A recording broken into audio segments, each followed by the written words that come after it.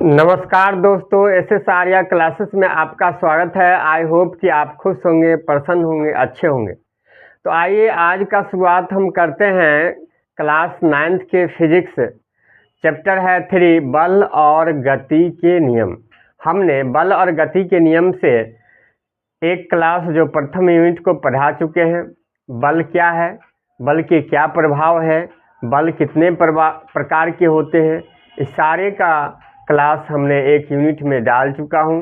आज हम पढ़ेंगे कि जो सेकंड यूनिट है वह बल के जो दूसरा प्रकार था जिसे दूरी पर क्रिया बल कहते हैं, उसके अंतर्गत जो आने वाले बल थे, विद्युत बल थे, चुंबकीय बल थे, गुरुत्व बल थे, इनके बारे में आज हम पढ़ाते हैं। तो आइए देखते हैं, समझते हैं कि ये विद्युत बल है क्या। तो विद्युत आवेश के बीच जो क्रियाशील बल रहता है उसको हम कहते हैं विद्युत बल, अर्थात दो आवेशों के बीच लगने वाले बल को हम क्या कहते हैं, विद्युत बल कहते हैं। अब देखिए आवेश कितने होते हैं, आवेश दो होते हैं, एक प्लस होते हैं और एक माइनस होते हैं, अर्थात धन आवेश और ऋण आवेश। इन दोनों आवेश के बीच जब भी कोई बल कार्य करेगा तो उसको हम कहेंगे विद्युत बल। आइए देखते हैं, मान लीजिए कि कागज का छोटा टुकड़ा है, अपने बाल के कंघी को से अपने बाल को कंघी से रगड़ दीजिए और कागज के छोटा टुकड़े के पास ले जाइए तो देखेंगे कि कागज के छोटे टुकड़े को कंघी अपनी ओर आकर्षित कर लेता है, यानी खींच लेता है। तो ऐसे बल को ही हम क्या कहते हैं, विद्युत बल कहते हैं। आइए दूसरा देखते हैं, चुंबकीय बल। इसको कहते हैं मैग्नेटिक फोर्स। चुंबक आप जानते हैं कि छोटे छोटे कांटे के छोटे छोटे कील को, अल्पिन को वह दूर से ही खींच लेता है। तो सीधा सा स्पष्ट है कि चुंबक बल क्या होता है, चुंबकीय बल क्या।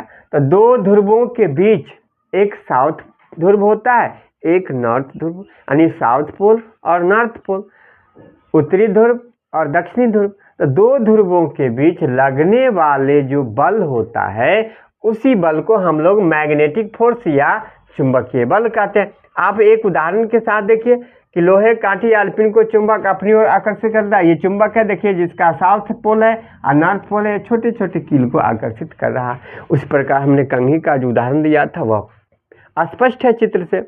आइए आप गुरुत्व बल हम आप जान रहे हैं कि कोई भी वस्तु ऊपर से नीचे गिरता है, आखिर कारण क्या है, रीजन क्या है, इस सारे कारण हम अगले क्लास यूनिट 3 में इसका चर्चा करेंगे। अर्थात दो पिंड के बीच, पृथ्वी होगा एक पिंड और एक दूसरा वस्तु होगा, अर्थात पृथ्वी और एक अन्य वस्तु के बीच लगने वाले बल को हम क्या कहेंगे, गुरुत्व बल कहेंगे।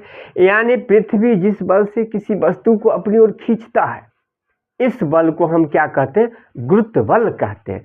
दुनिया के समस्त पिंड के बीच बल कार्य करता ही है, लेकिन जब पृथ्वी उसके बीच आ जाए और कोई दूसरा पिंड आ जाए तो समझिए कि वहाँ गुरुत्व बल कार्य कर रहा है। आइए देखते हैं, जैसे कि पेड़ की डाल से पत्ते नीचे गिर जाते हैं, आम गिर जाते हैं नीचे, कोई आदमी ऊपर से नीचे गिरता है, कहीं न कहीं उस पर बल लग रहा है, वही बल क्या कहलाता है, गुरुत्व बल कहलाता है। अब ये स्पष्ट हो गया कि गुरुत्व बल क्या है। आइए देखते हैं कि बल का है तो बल का माप तो होगा, बल का कोई यूनिट तो होगा, बल का कोई इकाई तो होगा जिसे उसको नापते हैं, कितना परिणाम लगा उस पर, क्या दिशा थी, सारे चर्चा अगला क्लास में। लेकिन आज देख लीजिए कि बल एक सदिश राशि होता क्या है, सदिश राशि है क्या, इसके बारे में भी नेक्स्ट क्लास को में चर्चा करेंगे। तो छोटा सा हम पहले से थोड़ा सा ही समझा देते हैं। सदिश जिस राशि में दिशा और परिमाण दोनों हो। मान लीजिए एक बक्सा है, एक बक्सा जिसमें कुछ वजन का पदार्थ रखा हुआ, दूसरा बक्सा खाली है, उसको अपनी ओर खींचेंगे तो जो बक्सा खाली हो जल्दी खींचा जाता है और जो बक्सा में वजन है उस खींचने में थोड़ी सी समय लगता है, अधिक बल की आवश्यकता पड़ती है, अधिक परिमाण लगाना पड़ता है। तो अर्थात यहाँ स्पष्ट हो गया कि एक में ज़्यादा बल, एक में कम बल, एक का परिमाण कम है, एक का परिमाण ज़्यादा है। यह सीधी सी बात है कि बल में परिमाण भी है।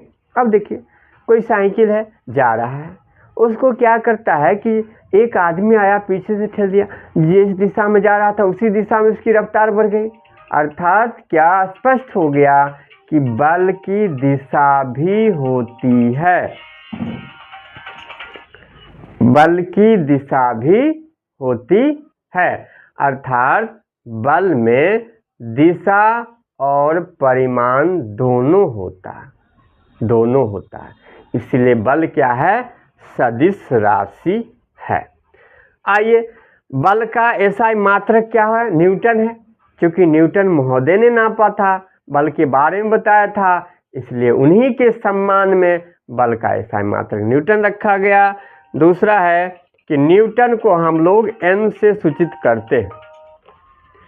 न्यूटन को किससे सूचित करते हैं, कैपिटल एन से सूचित करते हैं।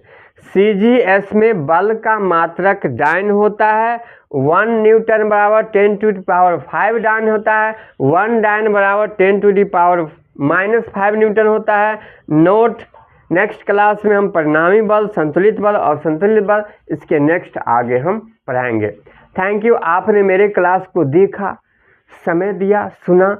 आपको इससे निश्चित रूप से कुछ न कुछ सीख मिली है, इसलिए मेरा चैनल है SS आर्या क्लासेस।